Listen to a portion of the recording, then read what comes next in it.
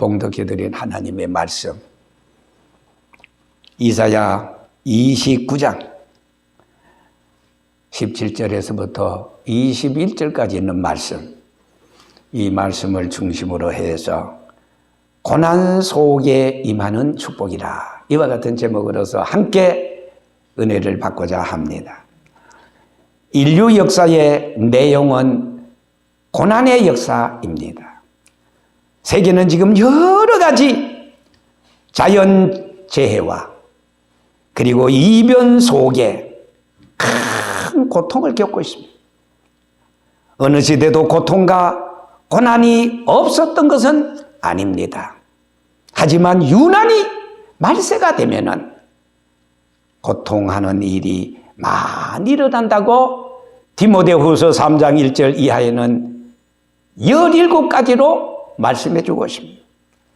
너희는 이것을 알라, 말세에 고통하는 때가 이르리니 사람들이 자기를 사랑하며 돈을 사랑하며 자랑하며 교만하며 비방하며 부모를 거역하며 감사하지 아니하며 무정하며 원통함을 풀지 아니하며 모함하며 절제하지 못하며 쌓아나오며 선한 것을 좋아하지 아니하며 배신하며 조급하며 교만하며 쾌락을 사랑하기를 하나님 사랑하는 것보다 더하며 경건의 모양은 있으나 경건의 능력을 부인하는 자라 그랬습니다. 이처럼 말세의 병리적인 현상들 때문에 많은 사람들은 지금 고통을 받고 있습니다.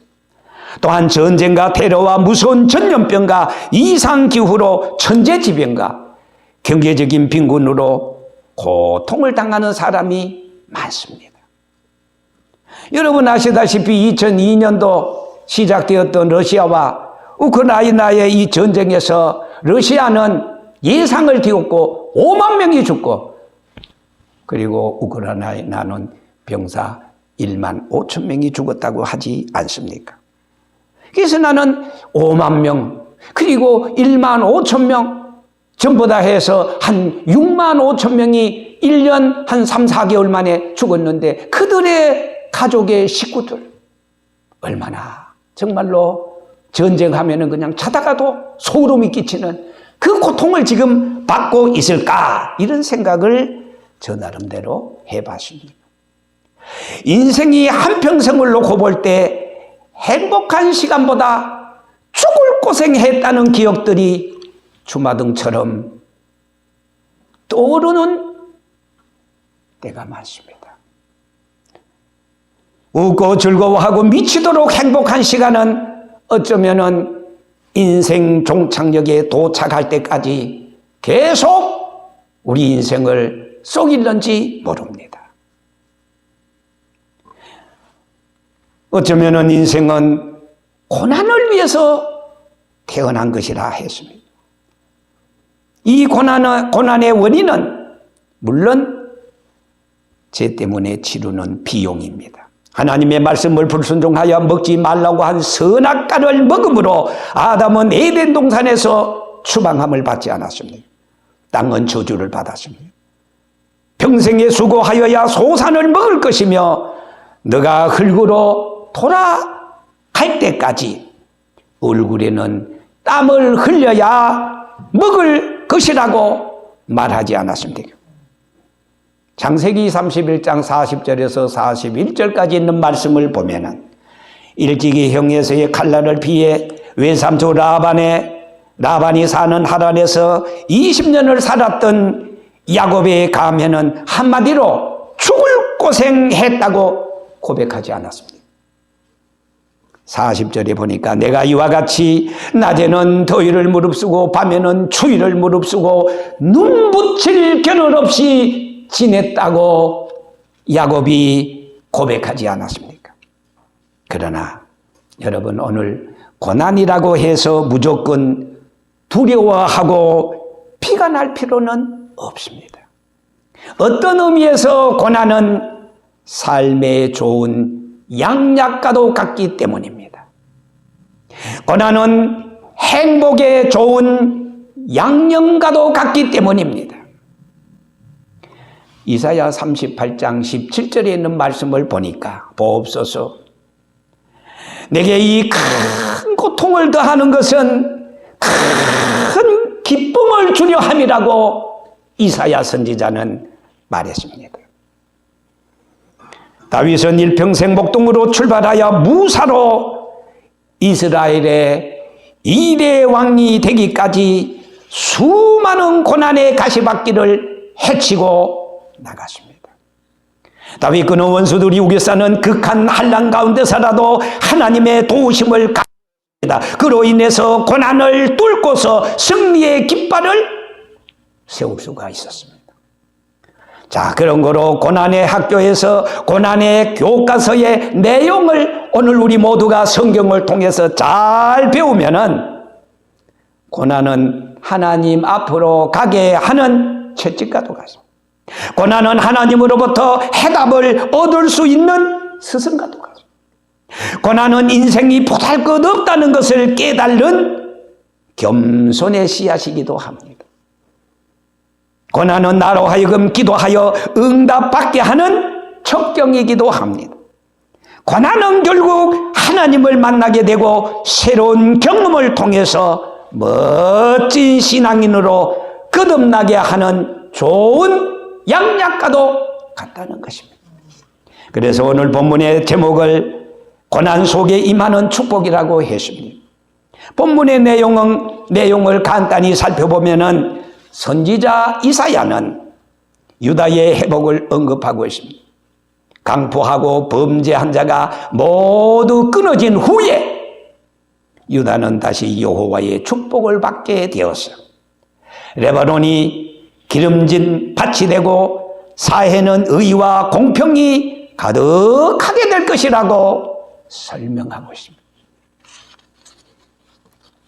계속해서 이사야 29장 18절에 보면은요, 기머거리가 책의 말을 들을 것이며, 그리고 어둡고 캄캄한 데서 맹인이 볼 것이고.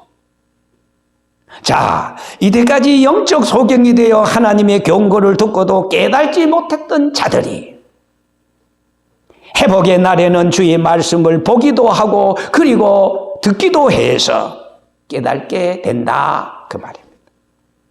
이것은 유다의 모든 하나님의 징계가 이제 끝나버리고 주와 교통할 수 있는 날이 올 것이다. 이로 인해서 고난은 이제 신령한 축복으로 체인지된다, 바뀌어진다.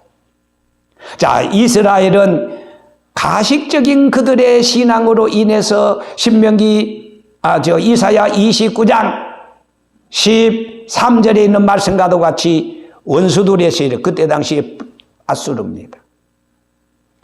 그래서 많은 아수르로 하여금 고통을 당하게 되었습니다.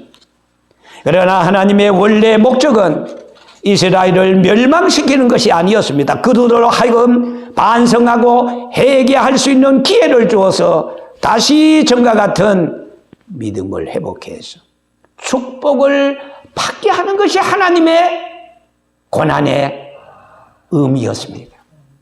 그래서 이스라엘을 다시 회복시켜 주십니다. 원수의 세력은 단지 하나님의 목적을 완수하기 위한 도구에 불과했습니다.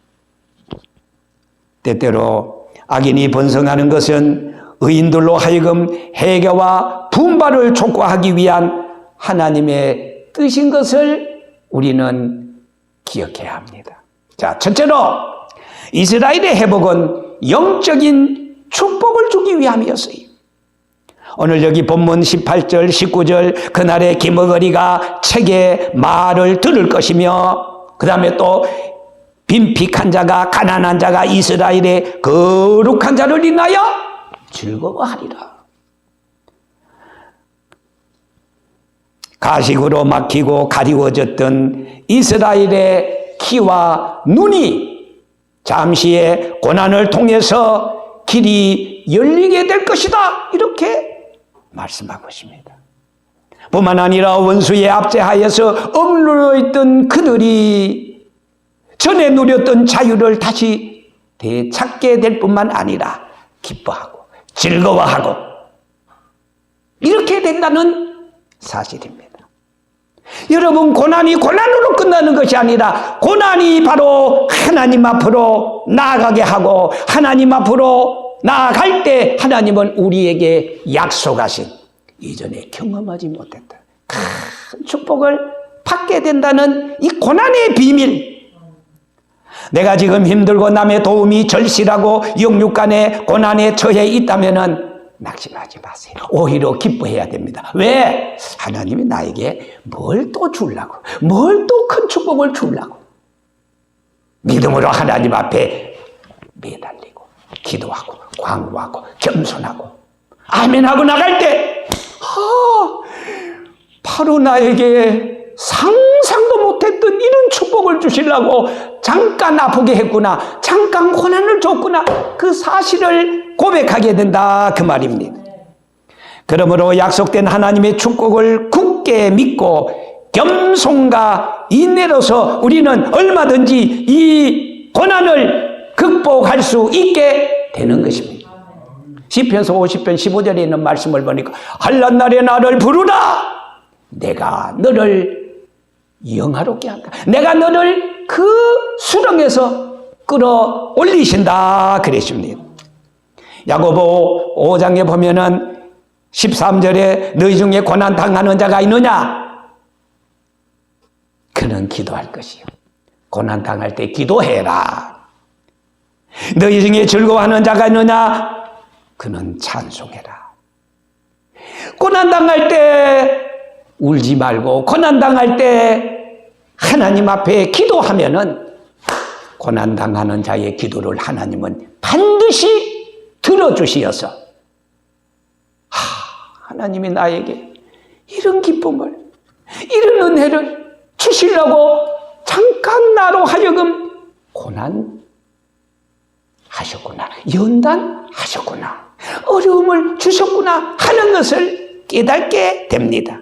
두 번째로, 이스라엘의 회복은 악인이 멸망하는 시간입니다.